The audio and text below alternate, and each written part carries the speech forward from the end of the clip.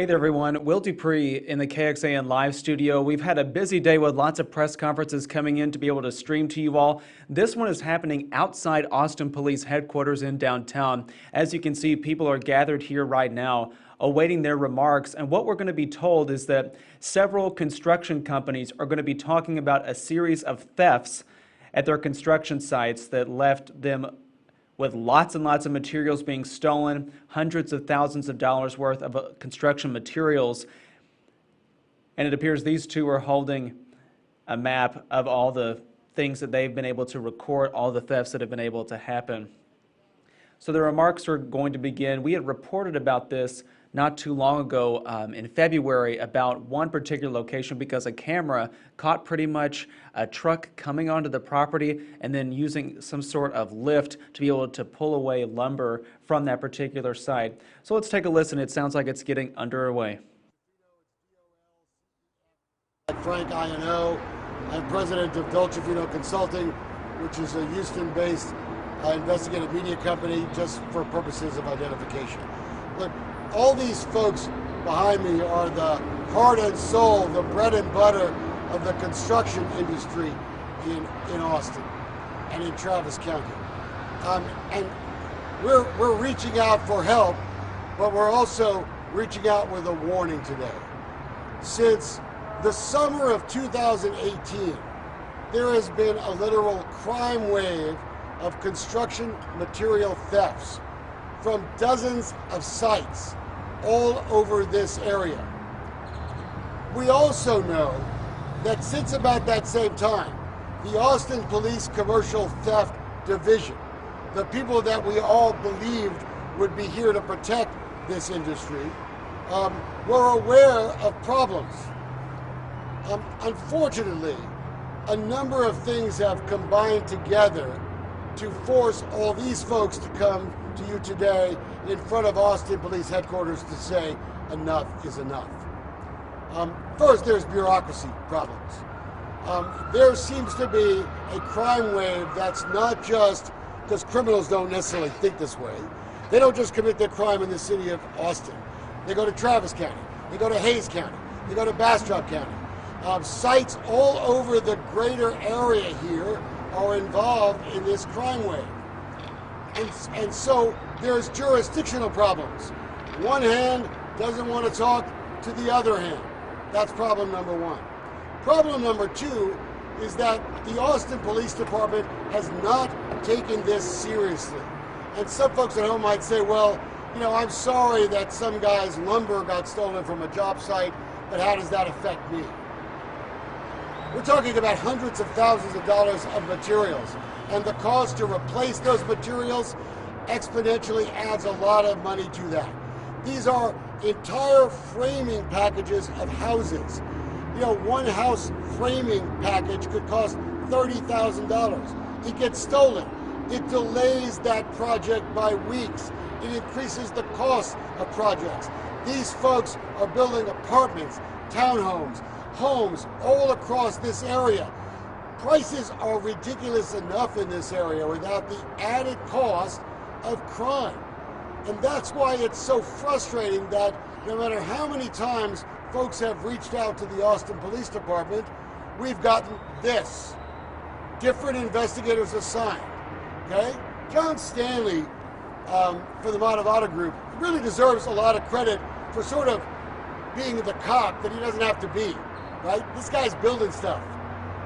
But he did, in a matter of hours and days with the help of some of these other guys, what the Austin Police Department couldn't manage to do in almost 2 years. He used their own public databases that you find online to start to search and cross-reference all the construction material thefts in this area over the last 2 years. And we want to thank you guys. Until John started reaching out to reporters around this city who did stories on construction theft in the last few weeks, we didn't get any breaks, any leads.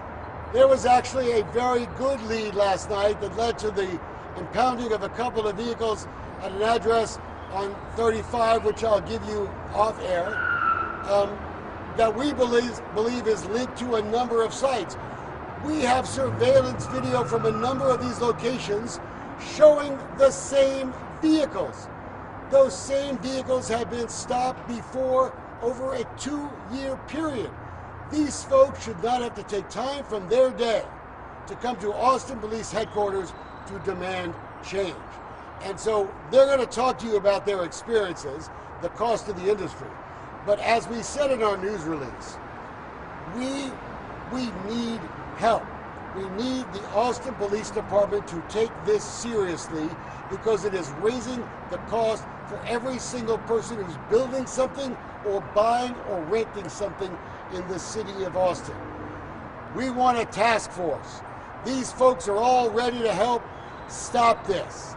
But if it didn't stop soon, and if it doesn't stop soon, and the people aren't brought to justice, all these folks have been talking, and we are more than prepared to put armed guards on our properties, which will only increase the cost of properties. And those armed guards will be instructed to protect life and property.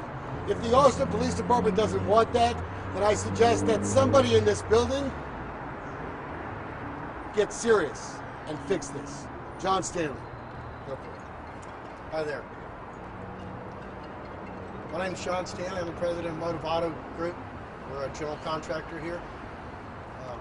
Small general contractor. We've done real well. You know, this started on Saturday the 22nd when one of my job sites was broken into. In over 18 minutes, these guys loaded a truckload of materials and left. Police response time was good, 3 minutes. 3 minutes too late. After that happened, I sent information out to my suppliers.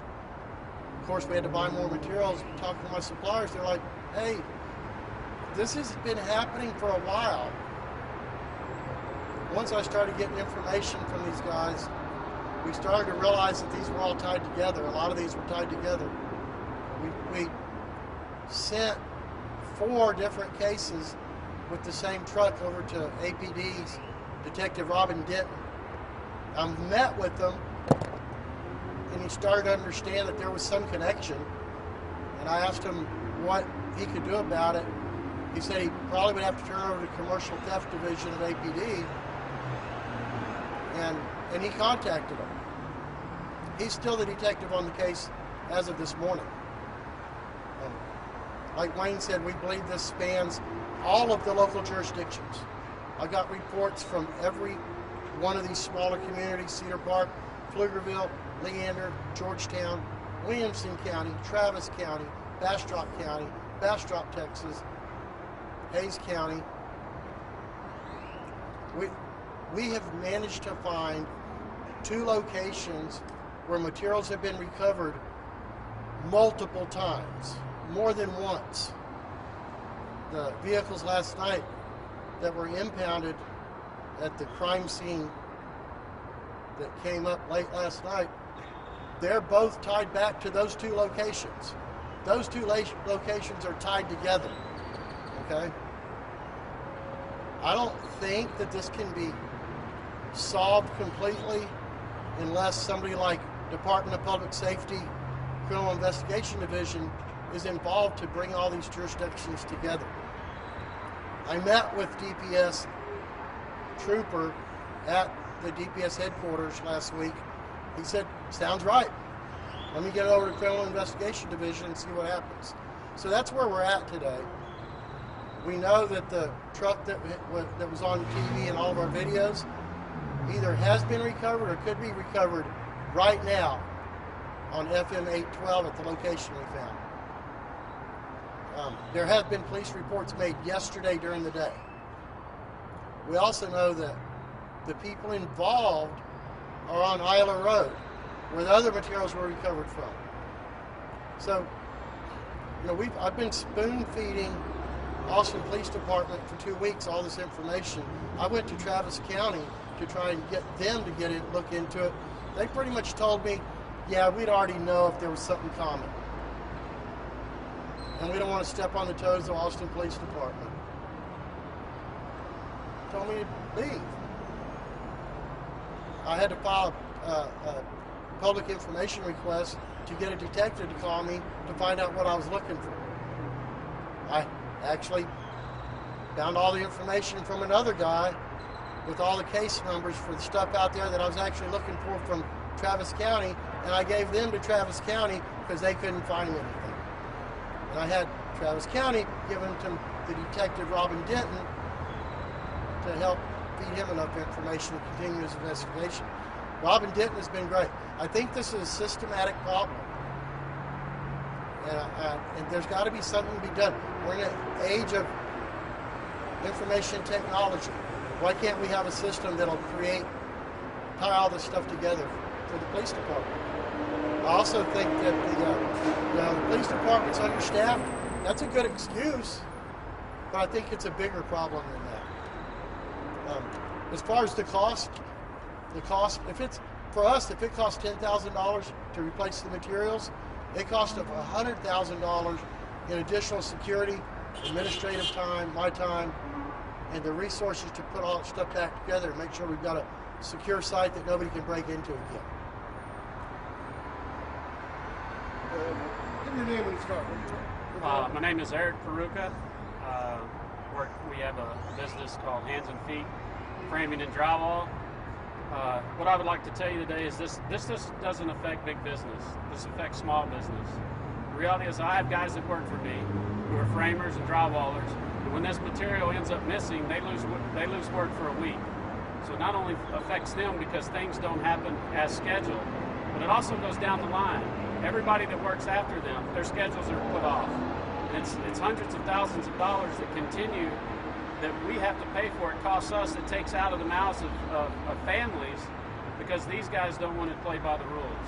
So we're here hoping that you will help us in getting this solved and getting it stopped, because it's not okay. It's not okay for us. It's not okay for my guys, and it's definitely not okay for the community for people to go and steal material and take jobs and take food out of the mouths of families. So we're asking you, and if you have any information, anything, bring it to us, to John, to whoever you can get it to, so that we can stop this, because we don't want it anymore. It's not big businesses that just can absorb this. These are small-time people who are trying to make a living and trying to make their lives work, and they get put on hold for a week. That's a big interruption. Take your salary away from a week and figure out that that's not easy to do. So we're just asking for your help. Thank you. Hey guys, we'd like to ask questions. Then we want to show you, because we actually have gone through and it's sort of shown you just how widespread this problem has been. So why don't we go ahead and do that real quick, just to show you. I want you to get a look, guys. Okay, this is the best way to visually show you how many different thefts of construction materials over this nearly 2-year period we believe are likely all connected together. They're not the detectives. Those folks up there are supposed to be the detectives. We need the Austin Police Chief to take this seriously. If the chief and the mayor are hearing us, then get in touch with these folks, form a task force, protect them, and by protecting them, you also protect every single person who is going to rent or buy one of these houses or apartments, because that cost to them doesn't just disrupt their business, it also disrupts the eventual cost to the people who are going to live there. Wayne, let me point something out real quick. See those 2 dots on the bottom right with the circle around them? Yep. That's where the materials are found. See how close they are together? You guys see that? Okay, let's roll that up. If you guys have any questions, you go ahead now. Will Dupree, once again here in the KXAN live studio. You are listening in to a press conference that many construction companies and their workers are having because there's been a series of thefts going back to the summer of 2018, and they say that not enough has been done to be able to protect their properties and their materials, which is costing them hundreds of thousands of dollars in these thefts. I'm going to be taking this down here in just a moment because we're awaiting comments from both the governor and the commissioner of the Department of State Health Services. They're going to be talking about the availability of testing for the coronavirus here in Texas. So I'm going to have that for you in just a few moments. The governor is set to speak in just about 5 minutes or so. So please stay with us here on KXAN Live as we bring those comments to you on our streaming platforms, KXAN.com, the KXAN News app, and on Facebook. For now, we're going to end this one, and we'll see you back here in just a moment.